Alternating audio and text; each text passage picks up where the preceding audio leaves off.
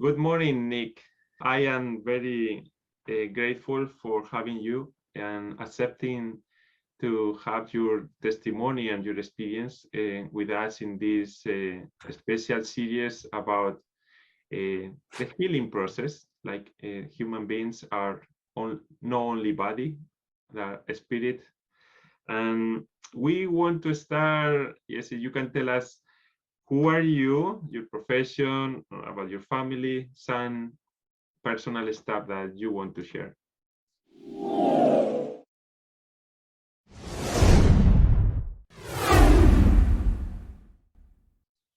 Okay, my name is Nick Koutrelakos. I was born and raised in Baltimore. I'm married for 39 years, happily married. I have 4 children, 3 girls and 1 son, all older, grown up in professionals, and I have 3 grandchildren. I'm an oncologist, a medical oncologist, so a person that takes care of people with cancer and blood disorders. I've been doing this for 31 years and retired about a year and a half ago, but I'm still pretty active in helping people get through their cancer-related issues. Mm-hmm. I have a lot of fun in my other life. I'm an outdoors person. My wife and I like to do things together. We like to hike. We used to climb. We ski. We backpack. We just enjoy each other's company. We like to run. So I like to bike. We like to listen to books on audio. And we like to garden. We love to garden. Probably that's our most binding character amongst us is gardening. Mm-hmm. So I would like to learn to garden. And someday we can garden together. In touch with God, gardening, because Yeah. we eat our food that we grow all year long. That's pretty fun. Nice. This is good. Then you know that this YouTube channel is called The Seeker. Then I really believe that every person is a seeker by nature. Then I would like to know about you. Do you consider yourself a seeker? And you can tell us about your seeker journey. So I definitely am a seeker, and I'm probably have more time to be a seeker now than before, because when you're working and raising children, it's just harder to figure out what you're looking for. But if you kind of take your life into 3 or 4 different parts, I think the first part through college, you're seeking in some ways, but you're probably ignoring anything that you find because you just want to have too much fun and you don't really want to follow, what God's plan is for you. Then there's the second phase when you're, at least for me, and you've been in grad school as well, where you are doing this, but again, you just don't have the time. And then you have your children. I think as you get older and you become more mature within yourself, it's easier to define what you're really looking for. So I'd say over the last 15 to 20 years, I've been a much more refined seeker. Early on, I sort of discounted maybe some of the guidance that God would give me, but now I'm definitely more open to it, and I'm definitely more aware of it. I think that's the one thing, is you have to be aware of it. Saying that, is my seeking perfection there? Not even close. The more I seek, the less perfect I become, the more flaws that I find within myself, and the more that I need to learn about myself.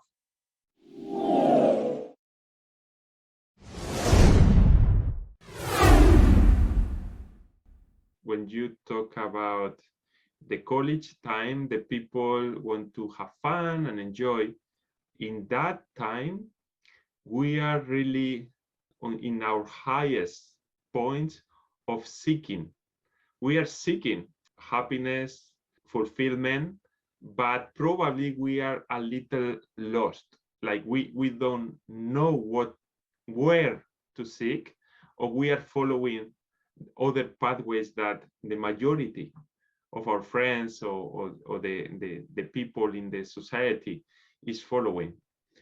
Do you have some ideas about that? You agree with that idea? I think it's who you surround yourself with and who you know. And so when I was in high school, I always went to church. My dad was in charge of Sunday school, so and I was raised in the Greek Orthodox Church. I had to go to church, or I couldn't do other activities. So it wasn't. I wouldn't say it was self-fulfilling going to church back then, but I hung out with this group of guys that they weren't good guys. One of them died in a car accident. Another one went to jail for 25 years, triple homicide.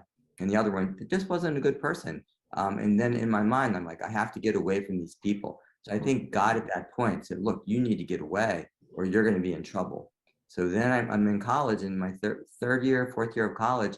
I met some woman that I dated, or she was a girl that I dated, for 3 months, say, but she went to church. So then I started to go to church again. Then, advanced at 40 year and a half, I met the woman who was going to be my wife in med school. We were cadaver partners, and then we started going to church. So I think all the times that you try to fight it, at least for me in my life, God's always pulled me back, always pulled me back. Mhm. And I just had to submit. And we're all strong-willed people. And do we really want to submit? I mean, I guess as a competitor, do you want to submit in a game? Of course not. But in a spiritual battle, do you want to submit to God? I think that's a good choice. Mhm.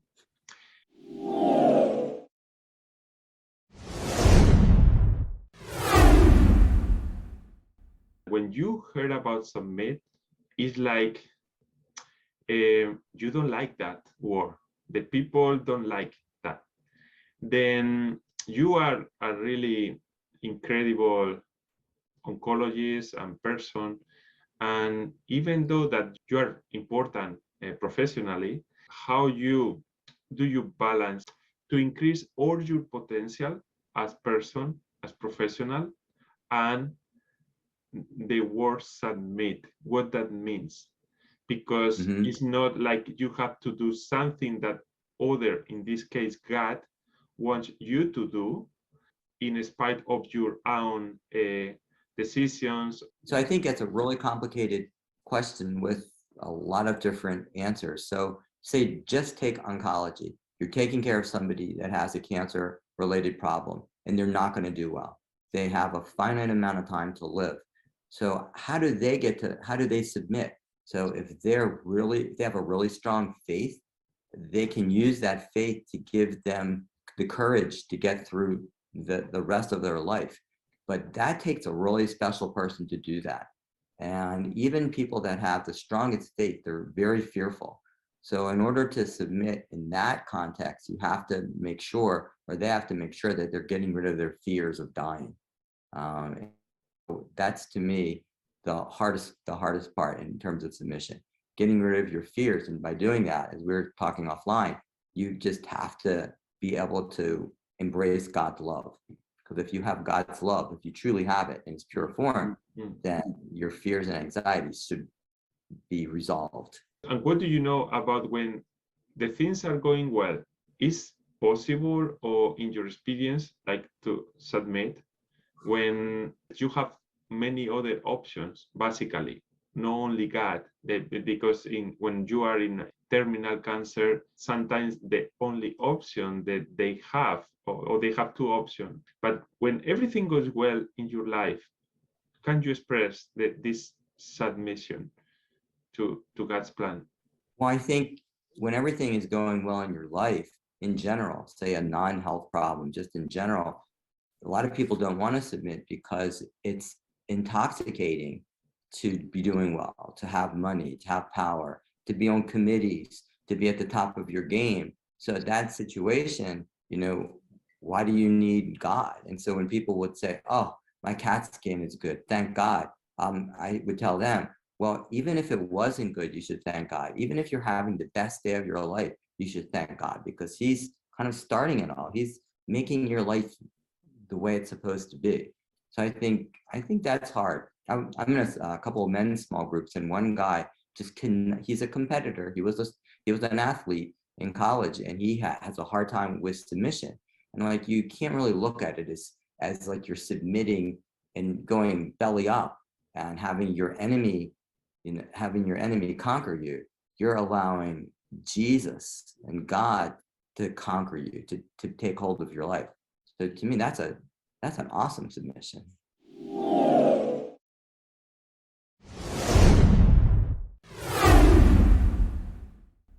You are a man of faith, but you are also a man of science, for sure. I would like to hear about how important is science for you. Science for me is important in regarding patients and trying to figure out a treatment plan. So I'm pretty much data-driven, science-driven, read the journals, stay up on things. You know, somebody will say, well, did you hear about this? And I'm like, I heard about it 3 years ago. If I had to wait till today to hear about it, you wouldn't be here. I was like the joke we used to have. So, you know, in oncology, we're always kind of ahead of the game. So I think science is really, really important. Saying that, do I need science to establish my faith? Do I need science to prove that there's God, to prove that there's a resurrection, to prove that there is the shroud of Jesus' shroud? No, I don't. I don't really need science for that. That's just a different feeling. And I tell people, I said, if you felt the things that I felt, those, we call them Holy Spirit moments. If you felt that, there's no science behind that, and there's no need to have science behind that. I think that you can still be a scientist as you are, and you can still have your faith, and they intertwine in some ways, because without God, how do all these great things happen in terms of inventions to cure different diseases? I mean, how does that happen? I don't know. But for me personally, without God, I can't really do the science part of my life. So I think that, you know, the spiritual part of your life is key, and you can't let the science part of your life talk you out of it. Science is science. It's not your relationship with God. That's its own entity. That's how I look at it.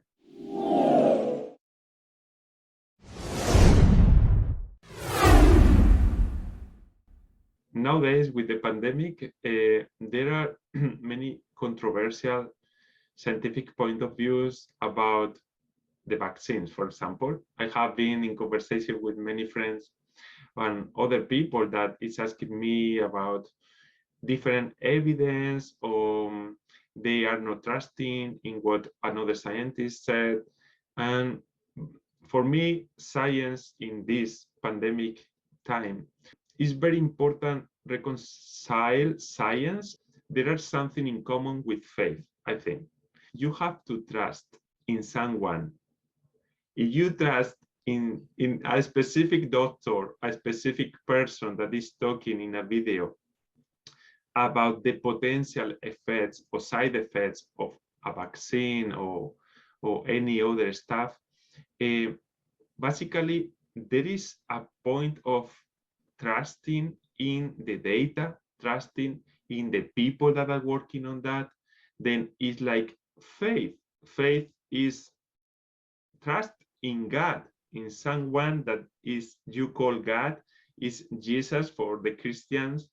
And this point of trusting in someone, I think, is a little weak in our time, because we have a lot of different information inputs, and you can publish almost, yes, in any YouTube, you can Facebook, Instagram, you can post it with a like white gown, and you are a doctor. No editorial boards. Then trusting for me is the point. Like when the people said, for example, I trust in science, I don't trust in God. And we have to be very careful, because I think we are making sometimes God to people that can fail, because science is science. Science is not math. 2 + 2 = 4. Sometimes this is the way, and then we discover another way. Yes, this happened to all the scientists. We want to be original, but it just, we open a door, but there is another door, another door, another door. And sometimes even Nobel Prizes awarded for some stuff that we discovered later that was not completely right, totally. Yeah, so that discussion could almost be its own podcast, because I think that people have almost weaponized their faith, their religion, their religious beliefs during this pandemic. And they've used it in bad ways. You'll have people that'll have crosses on their lawn, and then they'll have a bad sign on the front of their lawn. So they're weaponizing their faith. And I think COVID in some ways has really done that. I think it hasn't created, but it's kind of manifests the underlying evil that's in this world. And you've seen behavioral issues with friends and family members that you would never have seen any other time in my lifetime. Maybe Vietnam in my lifetime, but other than that, no other time. Mm-hmm. So that to me, and the other thing with that in regards to science, and we see this in people that are getting treated, they'll bring an article, or they'll start talking to me about, like the other day, somebody talked to me about mRNA. And so I'm thinking, I think you need to take about 10 or 12 college credits before we started talking about mRNA. And so that's my point, is that you can get anything you want on the internet, and all of a sudden you can figure out a way to not take a vaccine or to act in a certain way. So, and the other point that I'll make, it's about leadership too. It's about leadership, not just in our home, on our street, in our church, in our country. And, we're sheep and we follow leaders.